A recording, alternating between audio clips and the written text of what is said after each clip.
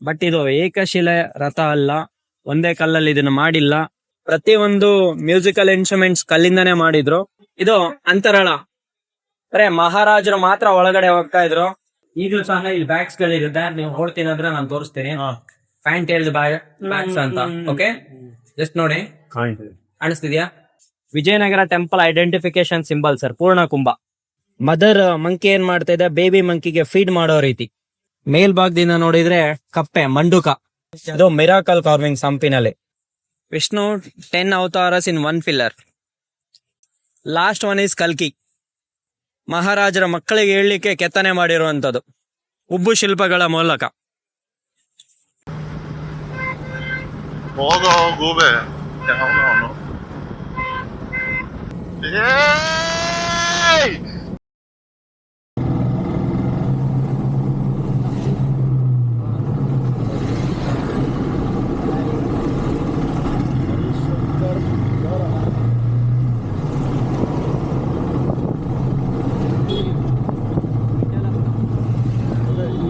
Enter ಆಗಿದ್ರೆ ವಿಠಲಪುರ.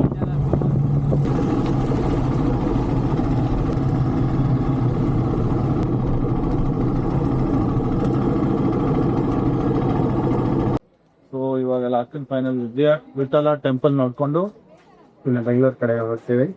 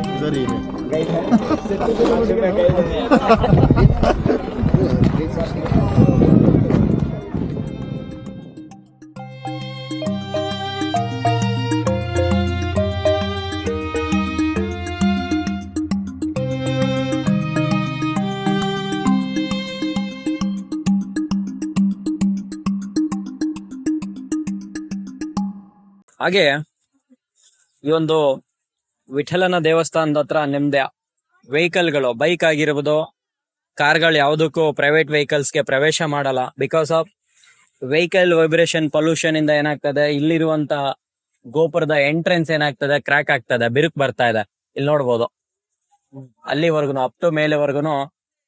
ಆ ಒಂದು ಕಾರಣಕ್ಕೆ ಇಲ್ಲಿ ಯಾವುದೋ ಪ್ರೈವೇಟ್ ವೆಹಿಕಲ್ಸ್ ಗಳನ್ನ ಅನುಮತಿ ಇಲ್ಲ. ಸೆಕೆಂಡ್ ಒನ್, ಫ್ರಂಟ್ ಅಲ್ಲಿ ನೋಡಿ, ಇದನ್ನ ನಾವು ವಿಠಲ ಬಜಾರ್ ಅಂತ ಕರಿತೀವಿ. It's like L shape market. ಅಲ್ಲಿಂದ ಶುರುವಾಗಿ ಅಲ್ಲಿ ನಾವೇನ್ ಗನ್ ಪಾಯಿಂಟ್ ಅಂತ ತೋರಿಸಿದ್ನಲ್ಲ, ಅಲ್ಲಿವರೆಗೂ ಇದು ಬಜಾರ್ ಇದೆ.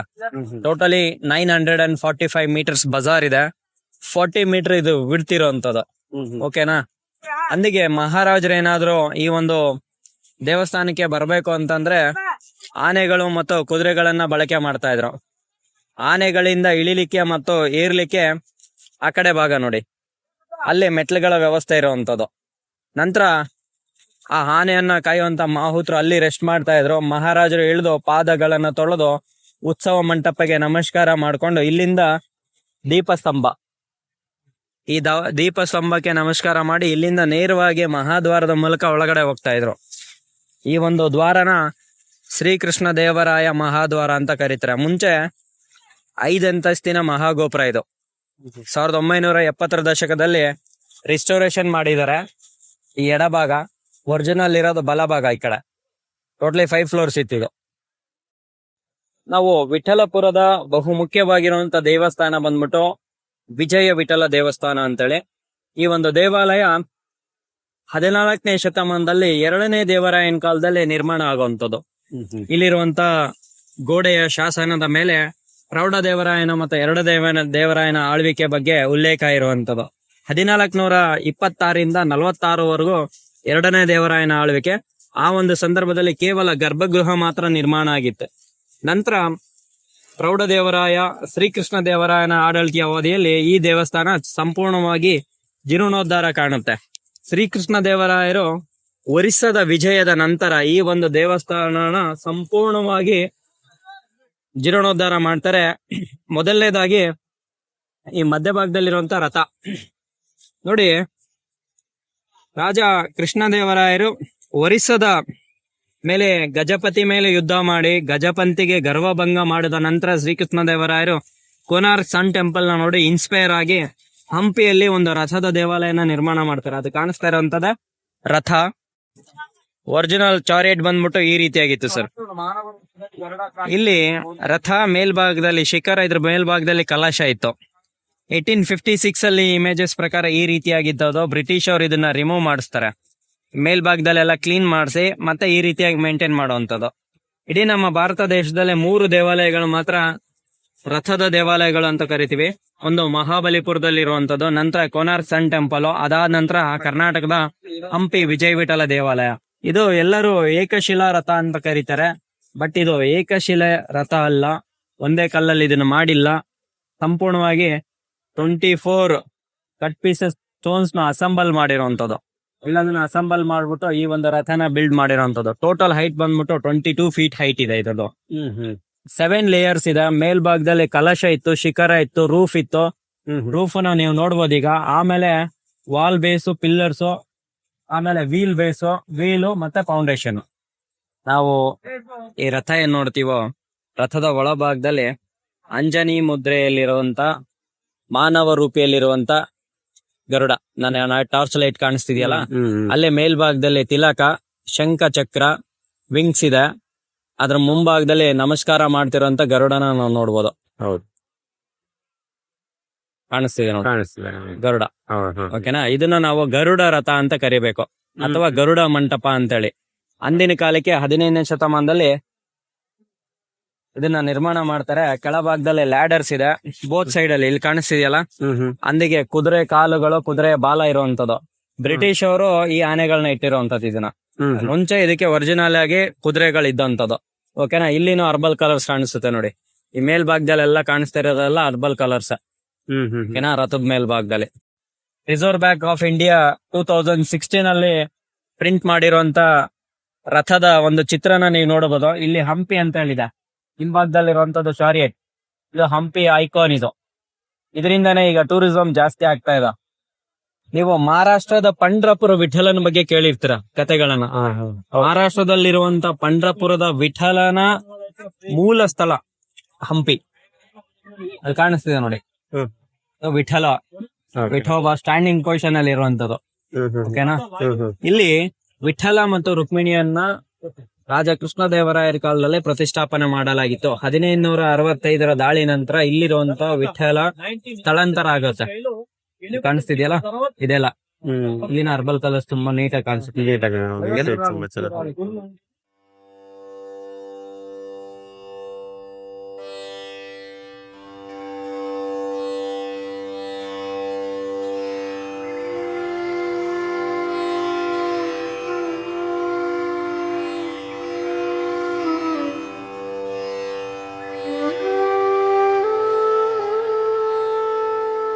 ಈ ದೇವಸ್ಥಾನ ಬಂದ್ಬಿಟ್ಟು ಸಂಗೀತ ಮಂಟಪ ಅಂತ ಕರಿತೀವಿ. Musical pillar, most iconic monument in Hampi.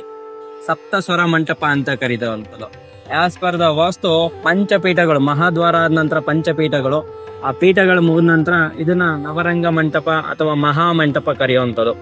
ಈ ಒಂದು ಸಂಗೀತ ಮಂಟಪ ರಾಜ ಕೃಷ್ಣದೇವರಾಯರು ತನ್ನ 2ನೇ ಹೆಂಡತಿ ಚಿನ್ನಮ್ಮ ದೇವಿಗೋಸ್ಕರ ನಿರ್ಮಾಣ ಮಾಡಿಕೊಡ್ತಾರೆ.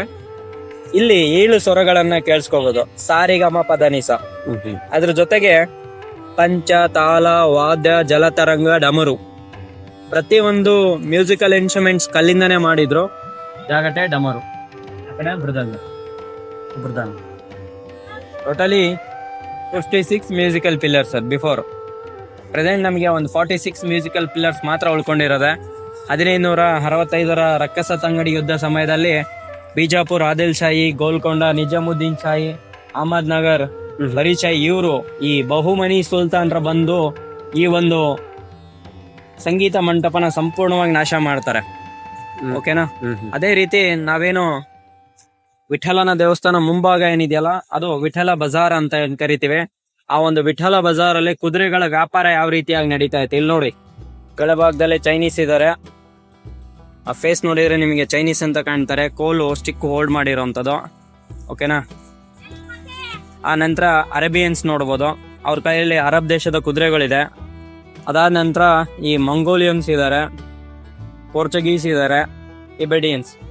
ಇವರೆಲ್ಲ ಒಂದೊಂದು ಕುದುರೆಗಳನ್ನ ತಗೊಂಡ್ಬಂದಿದ್ದಾರೆ. ನಮ್ಮವರು ಕುದುರೆಗಳನ್ನ ಕೊಂಡ್ಕೊಳ್ಬೇಕು ಅಂತಂದ್ರೆ ದಂತ ಪರೀಕ್ಷೆ ಮಾಡುವಂಥದ್ದು. ಬನ್ನಿ ನಾನು ದಂತ ಪರೀಕ್ಷೆ ಯಾವ ರೀತಿ ಅಂತ ತೋರಿಸ್ತೀನಿ. ನೋಡಿ, ಹಲ್ಲು ಚೆಕ್ ಮಾಡ್ತಾ ಇದಾರೆ, ಟೀತ್. ಆ ಹಲ್ಲು ಚೆಕ್ ಮಾಡೋದ್ರಿಂದ ಇದಕ್ಕೆ ವಯಸ್ಸು ಎಷ್ಟಾಗಿದೆ ಅಂತ ಗೊತ್ತಾಗ್ತಾ ಇತ್ತು ನಮ್ಮ ಸೈನಿಕರು ಇವರು. ನಂತರ ಇದನ್ನ ಏನ್ ಮಾಡ್ತಾರೆ, high jump and long jump ತಗೊಂಡು ಹೋಗ್ತಾ ಇದ್ರು ಫಿಸಿಕಲ್ ಫಿಟ್ನೆಸ್ಗೆ. ಅದನ್ನು ತೋರಿಸ್ತೀನಿ ಬನ್ನಿ. ಅರಬ್ ದೇಶದ ಕುದುರೆಗಳನ್ನ ಕೊಂಡ್ಕೊಳ್ಬೇಕು ಅಂತಂದ್ರೆ ಮೊದಲನೇದಾಗಿ ಫೀಲ್ಡಿಗೆ ತಗೊಂಡು ಹೋಗೋದು. ಇಲ್ಲಿ ಹೈ ಜಂಪ್ ಮಾಡ್ತಾ ಇದಾರೆ, ಲಾಂಗ್ ಜಂಪ್. ಇಲ್ಲಿ ಸೈನಿಕರು ಆಗ ಲಾಂಗ್ ಜಂಪ್ ಮುಗಿದ ನಂತರ ಇಲ್ಲಿ ಸೈನಿಕರು ತಗೊಂಡ್ಬರ್ತಾ ಇದಾರೆ ಸಾಲಾಗಿ. ಒಬ್ರು ಒಂದು ಕುದುರೆ, ಮತ್ತೊಬ್ರು 2 ಕುದುರೆನ ತಗೊಂಡ್ಬಂದ್ಬಿಟ್ಟು ರಾಜನಿಗೆ ತೋರಿಸ್ತಾರೆ. ಈ ಕುದುರೆಗಳು ಚೆನ್ನಾಗಿದೆ, ಕೊಂಡ್ಕೊಳ್ಬೇಕು ಅಂತಂದ್ರೆ ಮಹಾರಾಜ ವರಹಗಳು, ನಾಣ್ಯಗಳು ಮತ್ತು ಪಿಂಗಣ ಅಂತೇಳಿ ಅವಾಗಿರುವಂತ ಕರೆನ್ಸಿ ಹೆಸರದು ಕೊಟ್ಟು ಕೊಂಡ್ಕೊಳ್ತಾ ಇದ್ರು. ಈ ರೀತಿ ನಾವೇನು ಇಷ್ಟು ದೊಡ್ಡ ಮಂಟಪ ಏನ್ ನೋಡ್ತಾ ಇದೀವೋ ಆ ಒಂದು ಮಂಟಪದ ಒಂದು ಮಿನಿ ಅಚ್ಚರ್ ಅಂತ ಏನ್ ಕರಿತೀವಿ, ಮಿನಿ ಮಾಡೆಲ್. ಆ ಮಿನಿ ಮಾಡೆಲ್ ನ ಬಂದ್ಬಿಟ್ಟು ನಾವ್ ಇಲ್ಲಿ ನೋಡ್ಬೋದು. ಅಂದ್ರೆ ಫೌಂಡೇಶನ್ ಈ ಮಿನಿ ಮಾಡೆಲ್ ನ ನಾವು ಕಂಪ್ಯಾರಿಸನ್ ಮಾಡ್ಬೋದು. ಇಲ್ಲಿ ದೀಪಗಳ ಅಲಂಕಾರ ಕೆಳಗಡೆ ಮಾಡಿದೆ ನೋಡಿ, ಸೇಮ್. ಇದು ದೊಡ್ಡದಾಗಿದೆ, ಇದು ಚಿಕ್ಕದಾಗಿದೆ. ನಂತರ ಬ್ಯಾಂಗಲ್ ಕಾರ್ವಿಂಗ್ಸ್. ಈ ಬ್ಯಾಂಗಲ್ ಕಾರ್ವಿಂಗ್ಸ್ ನ ಇಲ್ಲಿ ನೋಡ್ಬೋದು ನಾವು. Small bangle carvings, big one. ಕೀರ್ತಿ ಮುಖಗಳು ಇಲ್ಲಿ ಕಾಣಿಸುತ್ತೆ, ಕೀರ್ತಿ ಮುಖಗಳು. ಇದು 5 ಫೀಟ್ ಇದೆ, ಜಸ್ಟ್ ಇದು 1 ಫೀಟ್ ಇದೆ. ಟೋಟಲಿ 5 ಫೀಟ್ ಅಲ್ಲಿ ಇರೋದು 1 ಫೀಟ್ ಅಲ್ಲಿ ತೋರಿಸಿದಾರೆ. ಮ್ಯೂಸಿಕಲ್ ಪಿಲ್ಲರ್ಸ್ ಇಲ್ಲಿದೆ, ಸ್ಮಾಲ್ ಮ್ಯೂಸಿಕಲ್ ಪಿಲ್ಲರ್ಸ್. ಇದು ರೂಫು, ಶಿಖರ, ಮೇಲ್ಭಾಗದಲ್ಲಿ ಕಲಶ. ಅಲ್ಲಿನೂ ರೂಫ್ ಇದೆ, ಶಿಖರ ಇತ್ತು, ಅದ್ರ ಮೇಲ್ಭಾಗದಲ್ಲಿ ಕಲಶ ಇತ್ತು. ಅಂದ್ರೆ ಮಹಾರಾಣಿ ಅವರು ಚಿನ್ನಮ್ಮ ದೇವಿಗೆ ಸಂಗೀತ ಮಂಟಪನ ನಿರ್ಮಾಣ ಮಾಡುವಂತ ಸಂದರ್ಭದಲ್ಲಿ ಈ ಫೌಂಡೇಶನ್ ಅಲ್ಲಿ ಮಿನಿಯೇಚರ್ ನ ತೋರಿಸಿದ ನಂತರ ಸಂಗೀತ ಮಂಟಪಕ್ಕೆ ಮಹಾರಾಣಿ ಅವರು ಚಾಲನೆ ಕೊಡುವಂತದ್ದು. ಹಾಗಾಗಿ ಚಿನ್ನಮ್ಮ ದೇವಿ 2ನೇ ಪತ್ನಿ ಅವರಿಗೋಸ್ಕರ ಮಾಡ್ತಾರೆ. ಅದ್ರದ್ದು ಒಂದು ಚಿನ್ನಮ್ಮ ದೇವಿಯ ವಿಗ್ರಹ ಸಹ ಇಲ್ಲಿದೆ. ಬನ್ನಿ ನಾನು ಚಿನ್ನಮ್ಮ ದೇವಿ ಸ್ಟ್ಯಾಚು ಕೊಡ್ತೀನಿ. ಅಂದ್ರೆ ಶ್ರೀಕೃಷ್ಣ ದೇವರಾಯರಿಗೆ 3 ಜನ ಹೆಂಡತಿರಿರ್ತಾರೆ. ಮೊದಲನೇ ರಾಣಿ ಬಂದ್ಬಿಟ್ಟು ಪಟ್ಟದರಸಿ ತಿರುಮಲಾದೇವಿ, ಮೈಸೂರಿನ ಶ್ರೀರಂಗಪಟ್ಟಣದವರು. ನಂತರ ಚಿನ್ನಮ್ಮ ದೇವಿ ಬಂದ್ಬಿಟ್ಟು ಇದೇ ಸಾಮ್ರಾಜ್ಯದ ರಾಜನರ್ತಕಿ ಆಗಿರ್ತಾರೆ, ಇವರೇನೆ. ಇವ್ರಿಗೋಸ್ಕರ ಕೃಷ್ಣದೇವರಾಯರು ಜಲಮಹಲು, ಸಂಗೀತ ಮಹಲು, ಕ್ವೀನ್ಸ್ ಬಾತ್ ನ ನಿರ್ಮಾಣ ಮಾಡ್ತಾರೆ. ವಿಜಯನಗರ ಅರಸರ ಕಲೆ ಮತ್ತು ವಾಸ್ತುಶಿಲ್ಪ ಅಂತ ಬಂದಾಗ ಅವರು ಇಂಜಿನಿಯರಿಂಗ್ಗೆ ಕೊಟ್ಟಂತ ಅದ್ಭುತ ಕೊಡುಗೆಗಳನ್ನ ನಾವ್ ಇಲ್ಲಿ ನೋಡ್ಬೋದು.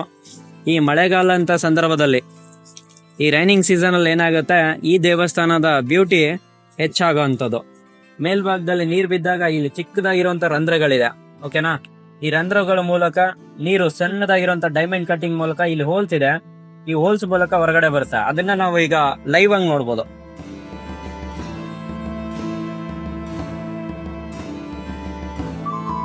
ಸ್ಟ್ರೈಟ್ ಆಗಿ ಒಂದೊಂದು ಡ್ರಾಪ್ ಇದೆ. ಆ ಡ್ರಾಪ್ ವಾಟರ್ ಏನ್ ಮಾಡುತ್ತೆ, ನೀವು ನೋಡ್ಬೋದು, ಸ್ಟ್ರೈಟ್ ಆಗಿ ಹೋಲ್ ಕೆಳಗಡೆ ಬೀಳುತ್ತೆ. ಓಕೆನಾ? ನೀವು ನೋಡ್ಬೋದು ನನ್ನ ಕೈಯಲ್ಲಿ. ಹಾಗೆ ಮಹಾರಾಣಿ ಚಿನ್ನಮ್ಮ ದೇವಿ ಅವರ ನಾಟ್ಯಗಳನ್ನ ಯಾರು ಹೊರಗಡೆ ಇರೋರು ನೋಡಬಾರ್ದಾಗಿತ್ತು. ಆ ಒಂದು ಕಾರಣಕ್ಕೆ ಏನ್ ಮಾಡ್ತಾ ಇದ್ರು ಅಂದ್ರೆ ಪರದೆಗಳನ್ನ ಕಟ್ತಾ ಇದ್ರು. ಆ ಕಾಣಿಸ್ತಾ ಇದೆಯಲ್ಲ, ಅದು ಹುಕ್ಕುಗಳು. ಔಟ್ ಸೈಡ್ ಎಲ್ಲ ರಿಂಗ್ ಎಲ್ಲ ಕಾಣ್ತಾ ಇರೋದು ದೀಪಗಳೆಲ್ಲ ಇಳೆ ಬಿಡ್ಲಿಕ್ಕೆ ಮಾಡಿರುವಂತದ್ದು. ಈ ಕೆಳಭಾಗದಲ್ಲಿ ಅದನ್ನ ಕಟ್ಲಿಕ್ಕೆ, ಟ್ಯಾಗ್ ಮಾಡ್ಲಿಕ್ಕೂ ಸಹ ಇದು ಬಳಕೆ ಆಗ್ತಾ ಇತ್ತು ಸರ್. ಕಾಣಿಸ್ತದೆಯಲ್ಲ, ಇದೆಲ್ಲ ಟ್ಯಾಗ್ ಮಾಡ್ತಾ ಇದ್ರು. ಯಾರು ಔಟ್ ಸೈಡ್ ಪರ್ಸನ್ಸ್ ಯಾರು ಬಂದ್ಬಿಟ್ಟು ಅದನ್ನ ನೋಡ್ಬಾರ್ದಾಗಿತ್ತು. ಓಕೆನಾ? ಬನ್ನಿ. ಗುಜರಾತಿ ದಾಂಡಿಯಾ ಅಂತ ಕರಿತೀವಿ, ಕೋಲಾಟ. ಬಟ್ ಅದು ವಿಜಯನಗರ ಸಾಮ್ರಾಜ್ಯದಲ್ಲಿ ಇತ್ತು ಅನ್ನೋದು ಇಲ್ಲಿ ಉಬ್ಬು ಶಿಲ್ಪಗಳ ಮೂಲಕ ತಿಳಿದು ಬರುತ್ತೆ. ಈ ಕಾಣಿಸ್ತಿದೆಯಲ್ಲ, ಪ್ರತಿಯೊಬ್ಬರು ಭರತನಾಟ್ಯಂ ಡ್ರೆಸ್ ವೇರ್ ಮಾಡಿದಾರೆ, ಕೋಲಾಟ ಆಡ್ತಾ ಇರುವಂಥದ್ದು, ಕೋಲಾಟಗಾರ್ತಿಯರು. ಮತ್ತೆ ಇವರು ವಿಶೇಷ ಕಾರ್ವಿಂಗ್ಸ್ ಇದೆ, ಅರೇಬಿಯನ್ಸ್ ನೋಡಿ, ಅರೇಬಿಯನ್ಸ್ ಇವರು. ಸರಿ, ಮೈಕ್ರೋ ಕಾರ್ವಿಂಗ್ಸ್ ಅಲ್ಲಿ ಕೋಲಾಟಗಾರ್ತಿಯರ ಜೊತೆಗೆ ದಸರಾ ಸಂದರ್ಭದಲ್ಲಿ ಅವರು ಬೇಟೆ ಆಡೋ ಅಂಥದ್ದು ಒಂದು ಹಾಬಿ ಆಗಿತ್ತು ಸರ್.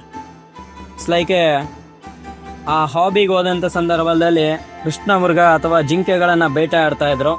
ವೈಲ್ಡ್ ಬೋರ್ಗಳನ್ನು ಸಹ ಅಂಟ್ ಮಾಡ್ತಾ ಇದ್ರು ಇವರು. ನಂತರ ಈ ಬೊರ್ಚುಗಳಿದೆ ನೋಡಿ ಇವ್ರ ಕೈಯಲ್ಲಿ, ಬೊರ್ಚುಗಳ ಮೂಲಕ ಅಂಟ್ ಮಾಡಿಬಿಟ್ಟು ಅದನ್ನ ಕ್ಯಾರಿ ಮಾಡ್ಕೊಂಡು ಹೋಗುವಂಥದ್ದು. ಓಕೆನಾ? ಹಂಟಿಂಗ್ ದಸರಾ ಸಮಯದಲ್ಲಿ ಸುಮಾರು ಒಂದು 10 ಇಯರ್ಸ್ ಅಥವಾ 15 ಇಯರ್ಸ್ ಬಿಫೋರ್ ನೀವು ಬಂದಾಗ ಈ ಕಲ್ಲನ್ನ ಮುಟ್ಟಿ ನೀವು ಸ್ಪರ್ಶ ಮಾಡ್ಬಿಟ್ಟು ಪ್ಲೇ ಮಾಡಬಹುದಾಗಿತ್ತು, ಸ್ವರಗಳನ್ನ ನೀವೇ ಕೇಳಿಸಬಹುದಾಗಿತ್ತು.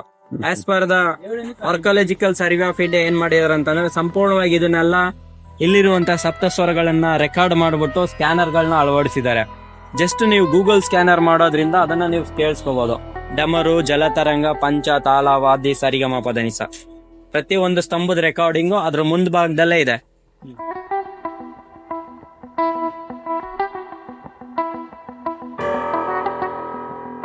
ವಿಜಯನಗರ ಸಾಮ್ರಾಜ್ಯದ ಸೈನಿಕರೇನಿದ್ದಾರೆ ಆ ಸೈನಿಕರ ಒಂದು ಕ್ವಾಲಿಟೀಸ್ ಬಗ್ಗೆ ಹೇಳುವಂತ ಏಕೈಕ ಶಿಲ್ಪ.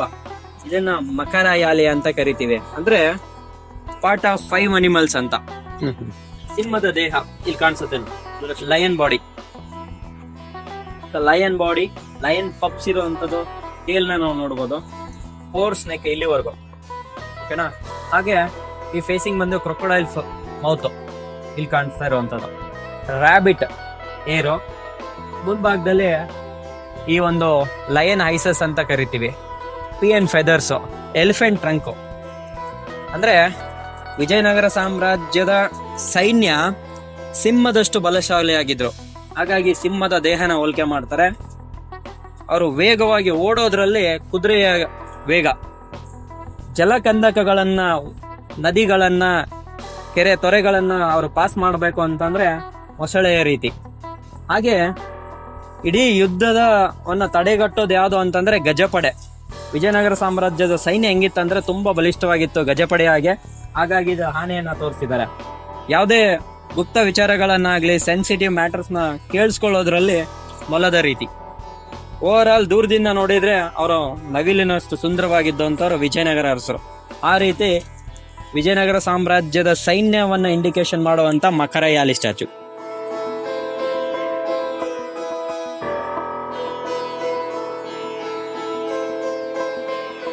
ಮೇಲ್ಭಾಗದಲ್ಲಿ ಪದ್ಮಚಾವಣಿ ಅಂತ ಕರಿತೀವಿ. ಆ ಲೋಟಸ್ ಫ್ಲವರ್, ಆ 4 ಗಿಳಿಗಳು ಲೋಟಸ್ ಫ್ಲವರ್ ಅನ್ನ ಹೋಲ್ಡ್ ಮಾಡ್ಕೊಂಡಿರೋಂಥದ್ದು. ಈ ಕೆಳಭಾಗದಲ್ಲಿ ಏನಿತ್ತು ಅಂತಂದ್ರೆ ಸಿಂಹಾಸನ. ಅಂದಿನ ಕಾಲಕ್ಕೆ ಮಹಾರಾಜರು ಈ ಸಿಂಹಾಸನ ಕೆಳಗಡೆ ಕುಳ್ತಾ ಇದ್ರು. ಮಹಾರಾಣಿಯವರಲ್ಲಿ ಡ್ಯಾನ್ಸ್ ಅನ್ನ ಮಾಡೋದು ಮಹಾರಾಜರು ನೋಡ್ತಾ ಇದ್ರು. ಓಕೆನಾ?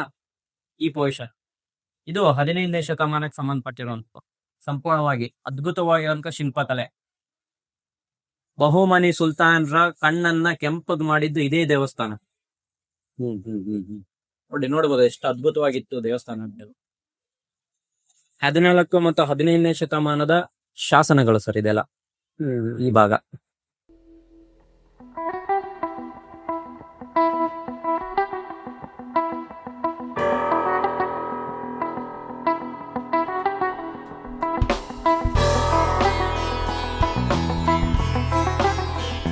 ವಾಲಿ ಸುಗ್ರೀವ.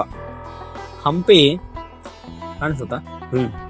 ಮುಂಚೆ ಏನಾಗುತ್ತೆ ಅಂತಂದ್ರೆ ವಾಲಿ ಸುಗ್ರೀವರ ಸಾಮ್ರಾಜ್ಯ ಇದು, ಕಿಷ್ಕಿಂದ ಅಂತ ಕರಿತೀವಿ. ಓಕೆನಾ? ಇಲ್ಲಿ ಶ್ರೀರಾಮ ಪ್ರಭು, ಲಕ್ಷ್ಮಣ, ಹನುಮಂತ ಇರುವಂತದ್ದು. ನಂತರ ಸುಗ್ರೀವ ಬಂದ್ಬಿಟ್ಟು ರಾಮನ ಸಹಾಯ ಕೇಳ್ತಾನೆ.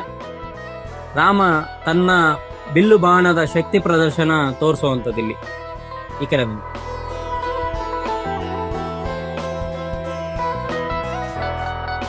ಈ ರಾಮಾಯಣದ ಶಿಲ್ಪಗಳಲ್ಲಿ ವಾಲಿ ತನ್ನ ಪತ್ನಿಯನ್ನ ಕರ್ಕೊಂಡು ಹೋಗುವಂತ ಸನ್ನಿವೇಶ. ಇಲ್ಲಿ ತನ್ನ ಸೈನ್ಯದ ಜೊತೆ ಜಾಂಬುವಂತ, ಹನುಮಂತ, ನಲ ಮತ್ತು ನೀಲ. ಹಾಗೆ ಈ ಕಡೆ ನೋಡಿ, ಈ ಭಾಗದಲ್ಲಿ ಮೇಘನಾಥನ ಜೊತೆ ಫೈಟ್ ಮಾಡ್ತಾ ಇರುವಂತ ರಾಮ ಮತ್ತು ಕೆಳ ಭಾಗದಲ್ಲಿ ಹನುಮಂತ. ಸಂಜೀವಿನಿ ಪರ್ವತನ ಕೊರ್ತಾ ಇರುವಂತ ಹನುಮಂತನ ನೋಡಬಹುದು ನೀವು. ಓಕೆನಾ? ನಂತರ ಶ್ರೀರಾಮ ಈ ಭಾಗದಲ್ಲಿ. ಶ್ರೀರಾಮ ಪ್ರಭು ಹನುಮಂತನಿಗೆ ಉಂಗುರವನ್ನ ಕೊಡುವಂಥದ್ದು. ಆ ಒಂದು ಉಂಗುಟಿ ಚೂಡಾಮಣಿಯನ್ನು ತಗೊಂಡೋಗಿ ರಾಮ ಬಂಟ ಹನುಮಂತ ಲಂಕೆಯಲ್ಲಿ ಸೀತೆಯನ್ನ ಅಶೋಕ ವಾಟಿಕೆಯಲ್ಲಿ ಸೀತೆಗೆ ಕೊಡುವಂತ ಸನ್ನಿವೇಶ. ನಾವು ಈಗ ಮೂಲ ವಿಠಲನ ಗರ್ಭಗೃಹಕ್ಕೆ ಹೋಗ್ತಾ ಇದೀವಿ. ವಿಷ್ಣುವಿನ ದ್ವಾರಪಾಲಕರು ಜಯ ಮತ್ತು ವಿಜಯ ಗದೆಯನ್ನ ಹಿಡಿದಿರುವಂತದ್ದು, ಶಂಖ ಚಕ್ರ. ಈ ಕಡೆ ಶಂಖ ಇದೆ, ಈ ಕಡೆ ಚಕ್ರ ಇದೆ. ಬೋತ್ ಸೈಡ್ ಅಲ್ಲಿ ಈ ಕಡೆ ಜಯ ಇದ್ರೆ ಈ ಕಡೆ ವಿಜಯ ಇರುವಂತದ್ದು. ಮುಂದೆ ಬನ್ನಿ.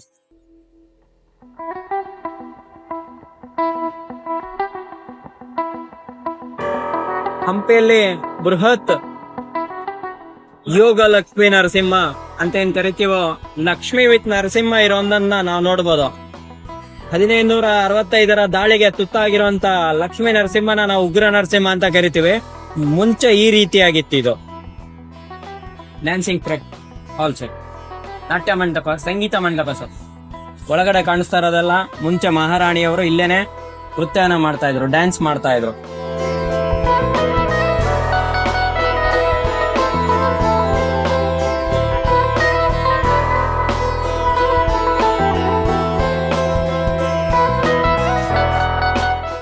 ಇಲ್ಲಿ ಜಯ, ಈ ಕಡೆ ವಿಜಯ ಮಿಸ್ ಆಗಿದೆ, ಮ್ಯೂಸಿಯಂ ಅಲ್ಲಿ ಇದೆ. ಬನ್ನಿ. ಮಧ್ಯಭಾಗದಲ್ಲಿರೋದು ಶ್ರೀನಿವಾಸ, ಶ್ರೀದೇವಿ ಮತ್ತು ಭೂದೇವಿ. ಇದು ಗರ್ಭಗೃಹ ಅಂತ ಕರಿತೀವಿ. ಈ ಗರ್ಭಗೃಹದ ಮೇಲ್ಭಾಗದಲ್ಲಿರೋದೇ ಶಿಖರ. ಶಿಖರದ ಮೇಲ್ಭಾಗದಲ್ಲಿ ಕಲಶ ಇತ್ತು. ಇದು ಸುಖನಾಸಿ. ಈ ಕಡೆ ಬನ್ನಿ.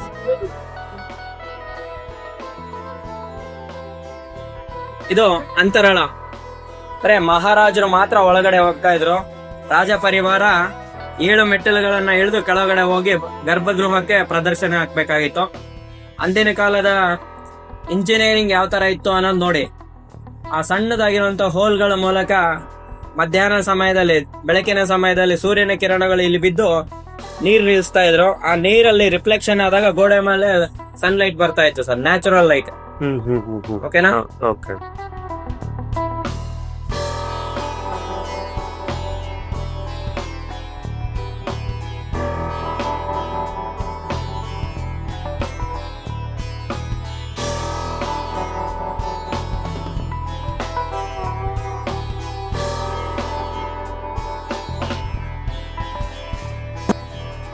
ಇಲ್ಲಿರುವಂತಹ ಮೂಲ ವಿಗ್ರಹಗಳು ಏನಿದೆ, ವಿಠಲ ಮತ್ತು ರುಕ್ಮಿಣಿಯ ಮೂಲ ವಿಗ್ರಹಗಳು ಮಹಾರಾಷ್ಟ್ರ ಪಂಢರಪುರದಲ್ಲಿರೋದನ್ನ ನಾವು ನೋಡ್ಬೋದು.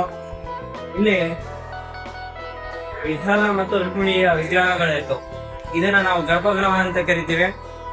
ಇದು ಪಾಣಿಪೀಠ, ಎಲ್ಲಿ ವಿಗ್ರಹ ಪ್ರತಿಷ್ಠಾಪನೆ ಆಗುತ್ತೋ ಅದು ಪಾಣಿಪೀಠ ಅಂತ ಹೇಳಿ. ಇದು ಗರ್ಭಗೃಹ. ಪೂಜೆ ಆದಂತ ನೀರು ಹೊರಗಡೆ ಹೋಗ್ಲಿದೆ. ಇಲ್ಲಿ ಈಗಲೂ ಸಹ ಇಲ್ಲಿ ಬ್ಯಾಗ್ಸ್ ಗಳಿರುತ್ತೆ. ನೀವು ನೋಡ್ತೀನಿ ಅಂದ್ರೆ ನಾನು ತೋರಿಸ್ತೀನಿ. ಫ್ಯಾಂಟೇಲ್ಡ್ ಬ್ಯಾಗ್ಸ್ ಅಂತ. ಓಕೆ, ಜಸ್ಟ್ ನೋಡಿ, ಕಾಣಿಸ್ತಿದ್ಯಾ? ಲಾಟ್ ಆಫ್ ಬ್ಯಾಗ್ಸ್ ಇದೆ ಇಲ್ಲಿ. ಇಲ್ಲಿರೋದೆಲ್ಲ ಬ್ಯಾಗ್ಸ್, ಹಾಗಾಗಿ ಬ್ಯಾಗ್ಸ್ ಮೇಲೆ ಬರುತ್ತೆ.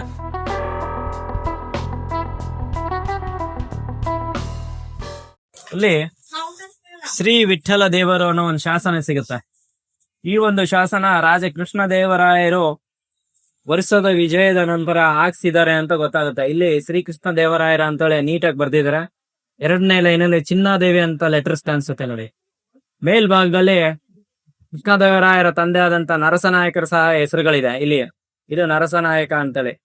ಶ್ರೀ ವಿಠಲ ದೇವರು 15ನೇ ಶತಮಾನದ ಶಾಸನ. ಇದು 14ನೇ ಶತಮಾನದಲ್ಲಿ 2ನೇ ದೇವರಾಯನ ಆಳ್ವಿಕೆ ಅವಧಿಯಲ್ಲಿ ಕೆತ್ತಿಸಲ್ಪಟ್ಟಂತ ಶಾಸನ, ಗೋಡೆ ಬರಹ ಶಾಸನ ಅಂತ ಕರಿತೀವಿ. Vijayanagara temple identification symbol sir, ಪೂರ್ಣ ಕುಂಭ. ವಿಗ್ರಹ ಏನಿದೆಯಾ, masterpiece of Indian architecture ಅಂತ ಕರಿತೀವಿ. ಒಂದೇ ಒಂದು ವಿಗ್ರಹ 7-in-1, 5-in-1 ಅಂತ. ಮೇಲ್ಭಾಗದಿಂದ ನೋಡಿದ್ರೆ ಕಪ್ಪೆ, ಮಂಡುಕ, ಕಾಲು, ದೇಹದ ಭಾಗ, ತಲೆಯ ಭಾಗ. ಒಂದು ಕಪ್ಪೆ ಏನ್ ಮಾಡ್ತಾ ಇದೆ, ಬಾವಿಗೆ ಜಂಪ್ ಮಾಡೋ ರೀತಿ ಕಾಣಿಸುತ್ತೆ. ಅದೇ ನಾನು ಕಪ್ಪೆಯ ದೇಹದ ಭಾಗನ ನಾನು ಕ್ಲೋಸ್ ಮಾಡಿದಾಗ ಮೇಲೆ ತಲೆ ಭಾಗ ಮಾತ್ರ ನೋಡಿ ನಾಗರ ಹಾವಿನ ಎಡೆಯನ್ನ ನೋಡ್ಬೋದು. ಕೋಬ್ರಾ ಫುಡ್ ಇದು. ಹಾಗೆ ಕೆಳಭಾಗದಲ್ಲಿ ಇದನ್ನ ಲಿಂಗ ಅಂತ ಕರಿತೀವಿ. ಅಪ್ಪರ್ ಪಾರ್ಟ್ ನಾಗ, ಲೋವರ್ ಪಾರ್ಟ್ ಲಿಂಗ, ನಾಗಲಿಂಗ ಅಂತೇಳಿ. ಇದು ಬೇಬಿ ಮಂಕಿ. ಓಕೆನಾ? 2 ಕಾಲು, ದೇಹ, ಇಲ್ಲಿರುವಂತ ಬೇಬಿ ಮಂಕಿನ ನೋಡ್ಬೋದು. ಸ್ವಲ್ಪ ಈ ಕಡೆ ಬನ್ನಿ sir, come this side sir. ಇದು ಟೇಲ್, ಇಲ್ಲಿ ಮೌಂಡಿಂಗ್ ಆಗಿದೆಯಲ್ಲ, ಟೇಲು, ದೇಹ, ಕಾಲು, ತಲೆ. ಮದರ್ ಮಂಕಿ ಏನ್ ಮಾಡ್ತಾ ಇದೆ, ಬೇಬಿ ಮಂಕಿಗೆ ಫೀಡ್ ಮಾಡೋ ರೀತಿ. ಓಕೆ, ಈ ಕಡೆ ಇದ್ದಾಗ after feeding mother monkey baby ಮಂಕಿನ ಕ್ಯಾಪ್ಚರ್ ಮಾಡ್ತಾ ಇರುತ್ತೆ, ಎತ್ಕೊಳ್ಳೋ ರೀತಿ ಕಾಣಿಸುತ್ತೆ. Please come this side. Left leg, right leg, tail, body, head part. Vayuputra flying Hanuman. Okay, Vayuputra flying Hanuman ನಾವು ನೋಡ್ಬೋದು. ನೆಕ್ಸ್ಟ್ ಟೇಲ್ ಟು ಬಾಡಿ ಏನಿದೆಯಲ್ಲ, ಇದು moving snake, cobra, king cobra. ಇಷ್ಟು ಅದ್ಭುತವಾಗಿರುವಂತಹ ಶಿಲ್ಪಕಲೆಯನ್ನ ಅಂದಿನ ಕಾಲಕ್ಕೆ ಶಿಲ್ಪಕಾರರು ಅವರ ಒಂದು ಕಲಾ ಚಾತುರ್ಯನ ತೋರಿಸಿರುವಂಥದ್ದು. ಇದು ಮಿರಾಕಲ್ ಕಾರ್ವಿಂಗ್ ಸಂಪಿನಲ್ಲಿ. Okay sir, it's a lion face and jumping horse sir. 2 legs, body, tail and head part sir. Okay, 2-in-1 statue sir. ಇದು 2 ದೇಹ ಒಂದೇ ಮುಖ ಇರುವಂಥದ್ದು. ಈ ಕಡೆಯಿಂದ ನೋಡಿದ್ರೆ ಶಿವನ ವಾಹನ ನಂದಿ. ಓಕೆನಾ, ಹಾಗೆ ಸ್ವಲ್ಪ ಈ ಕಡೆಯಿಂದ ನೋಡಿ ಆನೆನ ಸಹ ನೀವು ನೋಡ್ಬೋದು. ಈ ಕಡೆಯಿಂದ ನೋಡಿದ್ರೆ ನಿಮ್ಗೆ ಆನೆ ಸಿಗುತ್ತೆ, ಎಲಿಫೆಂಟ್. ಹಾಗೆ ಒಂದು ಎಲಿಫೆಂಟ್ ಏನ್ ಮಾಡ್ತಾ ಇದೆ, ಒಂದು ಟ್ರೀನ ರಿಮೂವ್ ಮಾಡ್ತಾ ಇದೆ. ಜಸ್ಟ್ ಇಲ್ಲಿಂದ ನೋಡಿದಾಗ ನಿಮಗೆ ಒಂದು ಲೀಫ್ ಗಣೇಶ ಕಾಣಿಸಕ್ ಸಿಗತ್ತೆ. It's called leaf Ganesha. ಇದು Vishnu Dashavatara pillar, 10 pillars in 1 carving ಅಂತ. ಓಕೆ, 10 carvings ಏನಿದೆ ಒಂದೇ ಪಿಲ್ಲರ್ ಅಲ್ಲಿ ನಿಮಗೆ ಕಾಣಿಸೋಕೆ ಸಿಗುತ್ತೆ.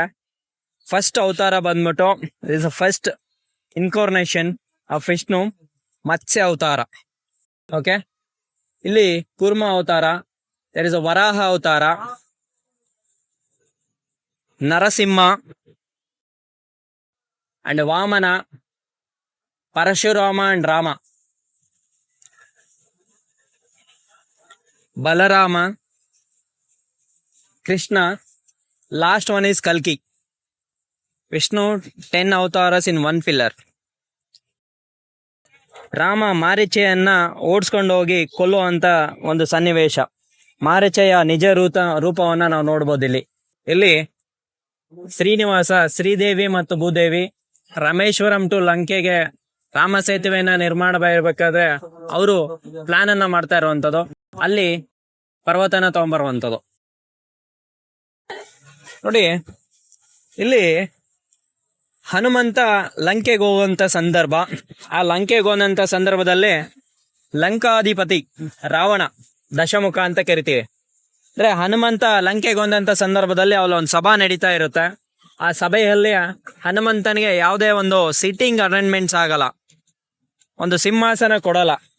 ಹನುಮಂತ ತನ್ನ ಬಾಲದ ಮೇಲೆ ಕುತ್ಕೊಂಡು ರಾವಣನ್ಗೆ ಹೇಳ್ತಾನೆ, ಇಡೀ ಲಂಕಾ ನಗರನ ದಹನ ಮಾಡಿ ಸೀತೆಯನ್ನ ತಗೊಂಡು ಹೋಗ್ತೀನಿ ಅಂತಂದಾಗ ರಾವಣ ತುಂಬಾ ಕೋಪ ಬರುತ್ತೆ. ಅವಾಗ ರಾಕ್ಷಸರಿಗೆ ಹೇಳ್ತಾನೆ, ಆ ಒಂದು ಕೋತಿಯನ್ನ ಹಿಡ್ಕೊಂಬನ್ನಿ ಅಂತೇಳಿ. ಕೋತಿಯನ್ನ ತಗೊಂಬನ್ನಿ ಅಂತಂದಾಗ ಆ ರಾಕ್ಷಸರು ಕೋತಿಯನ್ನ ಅಂದ್ರೆ ಹನುಮಂತನ ಹಿಡ್ಕೊಳಕ್ ಹೋಗ್ತಾರೆ. ರಾಕ್ಷಸರನ್ನ ಸಂಹಾರ ಮಾಡ್ತಾ ಇರುವಂತದ್ದು. ನಂತರ ವಿಭೀಷಣ ಬ್ರಹ್ಮಾಸ್ತ್ರದ ಮೂಲಕ ಒಂದು ಹನುಮಂತನ ತಗೊಂಬರುವಂತದ್ದು, ಹಿಡ್ಕೊಂಡಿರುವಂತದ್ದು. ಈ ಕಡೆ ನೋಡಿದಾಗ ಹನುಮಂತನ ಬಾಲಕ್ಕೆ ವಿಭೂಷಣ ಬೆಂಕಿ ಹಚ್ಚಿದಾಗ ಸಂಪೂರ್ಣವಾಗಿ ಲಂಕಾ ನಗರನ ದಹನ ಮಾಡ್ತಾ ಇರುವಂತ ಹನುಮಂತ. ದ ಸ್ಟೋರಿ ಭಕ್ತ ಪ್ರಹ್ಲಾದ, ವಿಷ್ಣು 4th ಇನ್ಕಾರ್ನೇಷನ್ ನರಸಿಂಹ. ಇಲ್ಲಿ ನರಸಿಂಹ ಮತ್ತು ಹಿರಣ್ಯಕೇಶಿಪ, ಇಲ್ಲಿ ಭಕ್ತ ಪ್ರಹ್ಲಾದ ಇರುವಂತದ್ದು. ಶ್ರೀಹರಿ ಎಲ್ಲಿದ್ದಾನೆ ಅಂತಂದ್ರೆ ಪ್ರತಿಯೊಂದು ಕಂಬದಲ್ಲಿದ್ದಾನೆ ಅಂತೇಳಿ. ಇಲ್ಲೊಂದು ಕಂಬ ಇರುತ್ತೆ, ಆ ಕಂಬನ ಒಡೆದು ಹೊರಗಡೆ ಬಂದಾಗ ನರಸಿಂಹ ಹಿರಣ್ಯಕೇಶಿಪನ ಮಧ್ಯೆ ದೀರ್ಘಕಾಲ ಫೈಟ್ ಮಾಡ್ತಾನೆ. ನರಸಿಂಹ ಹಿರಣ್ಯಕೇಶಿಪನ ನಿರಂತರ ಫೈಟ್ ಆದ್ಮೇಲೆ ಕೊನೆಯಲ್ಲಿ ನರಸಿಂಹ ಹಿರಣ್ಯಕೇಶಿಪನ ಕೊಂದು ಕೊರಳಲ್ಲಿ ಮಾಲೆ ಮಾಡಾಕೊಂತಾನೆ. ಅಲ್ಲಿ 3 ವರಹಗಳಿರುತ್ತೆ.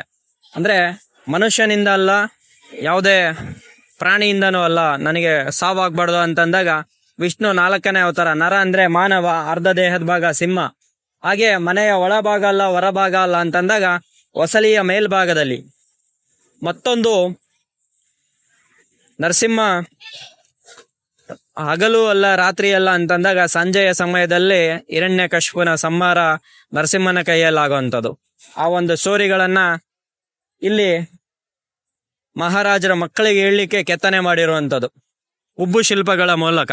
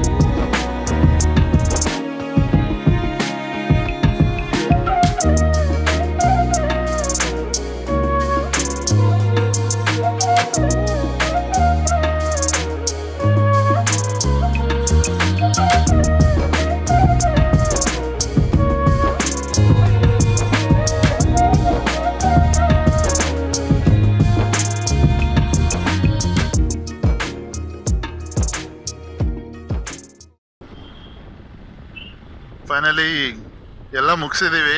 ವಿಠ್ಠಲ ಟೆಂಪಲ್ ಕೂಡ ತುಂಬಾ ಟೈಮ್ ಹಿಡಿದ್ಬಿಡ್ತು, ಏನಕ್ಕಂದ್ರೆ ಅದರಲ್ಲಿ ತುಂಬಾ ಡೀಟೇಲ್ಸ್ ಇದ್ವು. Thanks Santosh, our guide.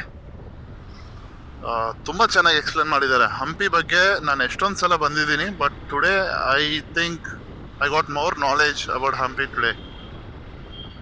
ನಾವು ಅಂದ್ಕೊಂಡಿದ್ದಕ್ಕಿಂತ ತುಂಬ ಚೆನ್ನಾಗೇ ಮಾಡಿದ್ದೀವಿ. ಒನ್ ಡೇಯಲ್ಲಿ ಏನು ಕವರ್ ಮಾಡೋಕ್ಕಾಗುತ್ತೋ ಎಷ್ಟಾಗುತ್ತೋ ಅಷ್ಟು ಟ್ರೈ ಮಾಡಿದ್ದೀವಿ ಇವತ್ತು. ತುಂಬ ಚೆನ್ನಾಗಿತ್ತು. What A fantastic day. ಇವಾಗ ನಾವು ಬೆಂಗಳೂರಿಗೆ ಸ್ಟಾರ್ಟ್ ಆಗಿದ್ದೀವಿ. ಇಲ್ಲಿಂದ ಹೊಸಪೇಟೆ ಹೋಗ್ಬೇಕು. ಇವಾಗ ಹೊಸಪೇಟೆ ಹತ್ರ ಹೈವೇ ಹತ್ಕೊಂತೀವಿ. ಅಲ್ಲಿಂದ ಇನ್ನು ಡೈರೆಕ್ಟ್ ಚಿತ್ರದುರ್ಗದಿಂದ ಬೆಂಗಳೂರು. ಸೊ ನಮ್ಮ ಇವಾಗ ಟೈಮ್ ಆಲ್ರೆಡಿ 7 o'clock ಆಗ್ತಿರೋದ್ರಿಂದ ನಾವೇನು ಅನ್ಕೊತಾ ಇದೀವಿ ಅಂದರೆ, ಮೋಸ್ಟ್ಲಿ ತುಂಬ ಲೇಟ್ ಆದರೆ ಲೈಕ್ ಚಿತ್ರದುರ್ಗ ಹೋಗೋಷ್ಟ್ರಲ್ಲಿ ಸ್ವಲ್ಪ ಟೈಮ್ ಹಿಡಿದ್ಬಿಟ್ರೆ ಅಲ್ಲೇ ಸ್ಟೇ ಮಾಡಿಬಿಡೋಣ. ಚಿತ್ರದುರ್ಗದಲ್ಲಿ ನೈಟ್ಗೆ ಆಲ್ಟ್ ಆಗಿ ಎಲ್ಲಾದರೂ ಮಲ್ಕೊಂಡು ಬೆಳಿಗ್ಗೆ ಒಂದು 4 o'clock ಹಂಗೆ ಎರ್ಲಿ ಮಾರ್ನಿಂಗ್ ಸ್ಟಾರ್ಟ್ ಆಗಿಬಿಟ್ರೆ ಮತ್ತೆ ಒಂದು 3-4 ಅವರ್ಸಲ್ಲಿ ಬೆಂಗಳೂರು ರೀಚ್ ಆಗಿಬಿಡ್ತೀವಿ. ಒಂದು ಬ್ಯೂಟಿಫುಲ್ ಟನಲ್ ಶಾಟ್ ಬರುತ್ತೆ ಹೊಸಪೇಟೆ ಇವಾಗ ನೋಡ್ತಾ ಇರಿ. ಅದಕ್ಕೆ ಇನ್ಸ್ಟಾನ ನೇತಾಕ್ಬಿಟ್ಟಿದೀವಿ ಹೈವೇದಲ್ಲಿ.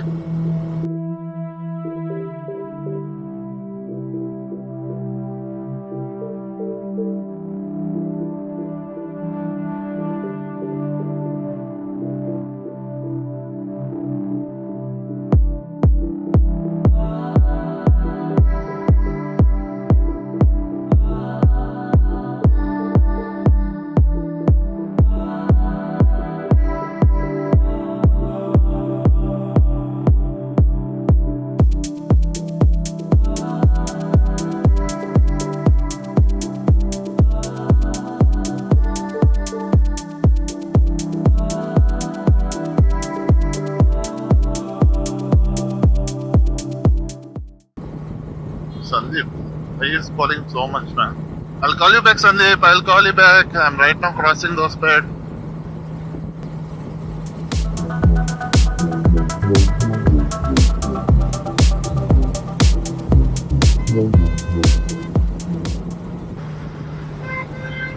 Hoga Gube. No. Someone is high-fiving us.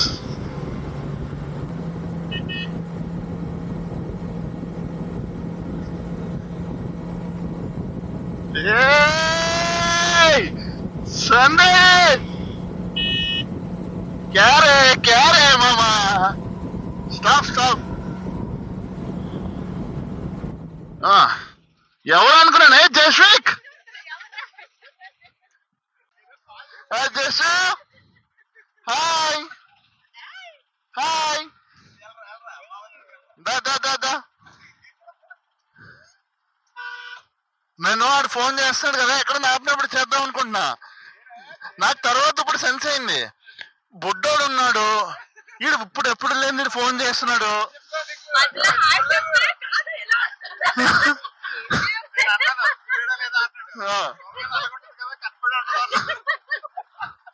అరా ఏంట్రా దూకేస్తున్నావు?